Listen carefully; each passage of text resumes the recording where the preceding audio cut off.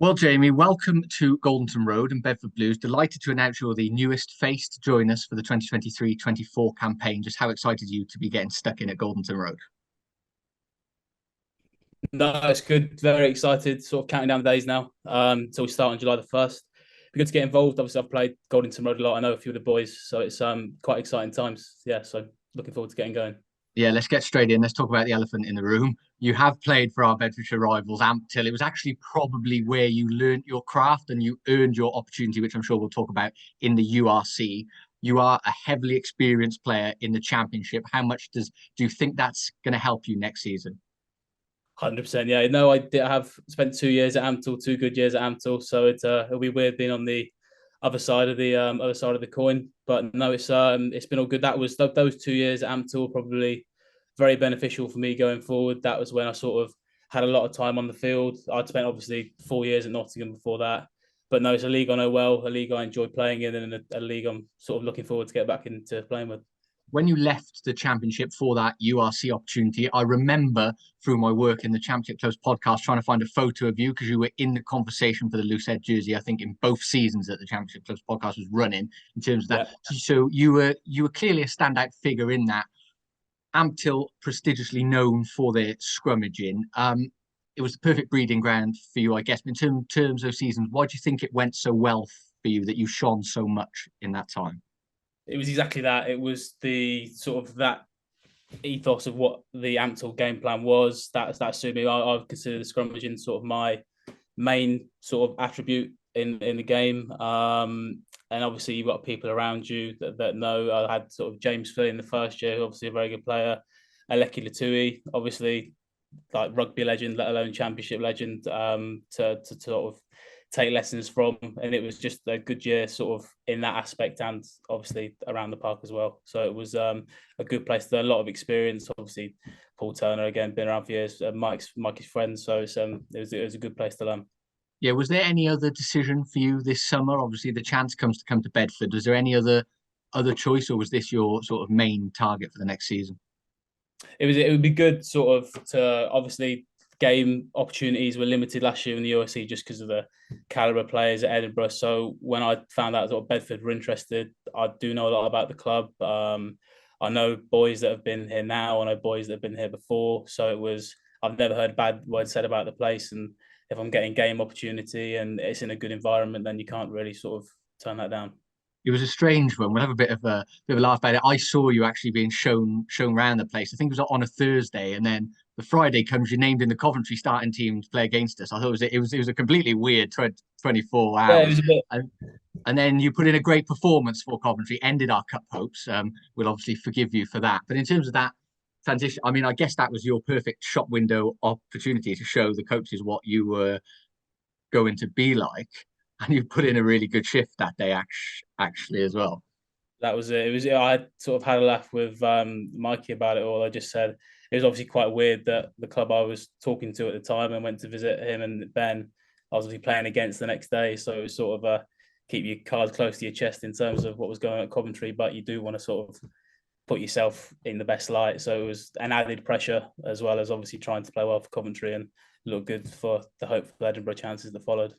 Yeah, in terms of last season, Edinburgh, obviously the club you're contracted to, short loan spells at London Irish and Coventry. So actually, in that season, you had the benefits of three full-time environments. What did you learn from each one that maybe you'll be bringing in to this season? So Edinburgh was probably learned a lot about. I mean, you sort of learning from players like Pierre Schumann, who's obviously sort of dominant loose head in world rugby, let alone the URC. So that were lessons from that, and it was. I mean, obviously, I didn't get masses of time to play in Edinburgh, but the experience off the field, living away, living in Scotland in a city like that, it was a great experience. London Irish, obviously, having to learn quickly, having to learn sort of because I was me and a guy called Paddy that went down from Edinburgh were thrown straight into some of those Prem Cup games, and then Coventry was just it was good to be playing rugby again. I had a bit of a stint where I wasn't playing, and that was a really good environment, and that just sort of shows that the success that they've had this year. I think is a lot down to their environment. The championship is in the news a lot at the moment. It'd be fair to say things going wrong in the Premiership, the Championship sort of holding still, even though there's no funding and all that kind of thing. I don't want to get too delving into it, but it's fair to say you're coming to we obviously proud about it, a part-time professional environment. You were in a professional environment last year, currently working now away from the sport. Is this where you see yourself now in terms of that progression that you can work on the field and off the field? Because here at Bedford, we do kind of pride ourselves on that you get the best of both worlds. Yeah, 100%. Obviously, I did that at Ampthill as well. That was a good experience. I've seen sort of both sides of it. Um, I mean, without going too much into detail, the state of rugby at the minute and just sort of things that are going on, it's always good to have backup or something going on the side, or whether rugby is the side thing. So it's yeah. So I'm actually back home looking into some sort of property real estate. I can't really explain it all right now. It's just sort of throwing it at the deep end.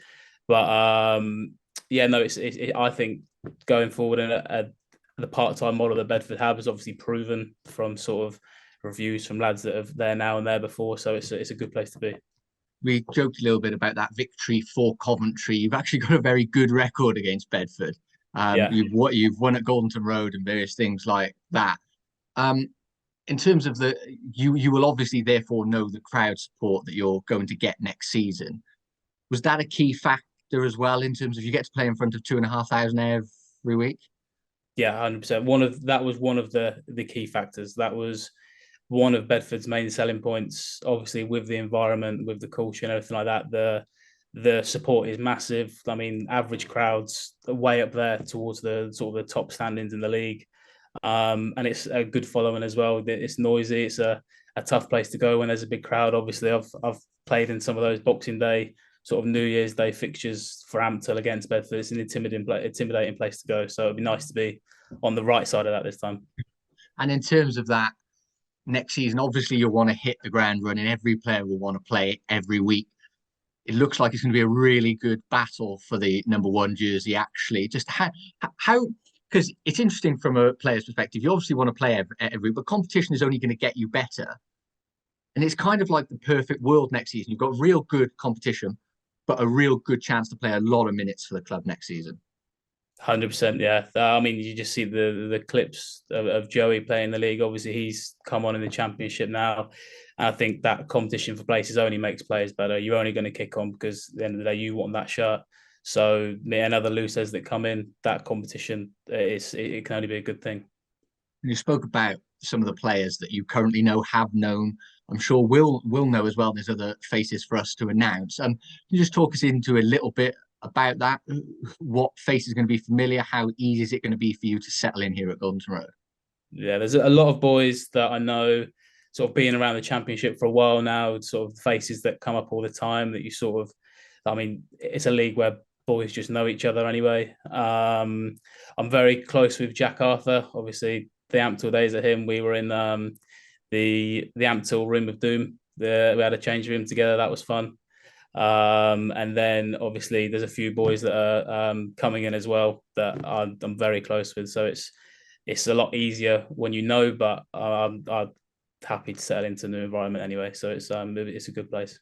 In those seasons that you played for Ampthill, it would probably be fair to say you pushed above your weight. Really good finishes. I think there was a top four one, maybe, or fifth potentially. Nottingham have always prestigiously done well in the championship. You come to a Bedford side that finished fourth last season.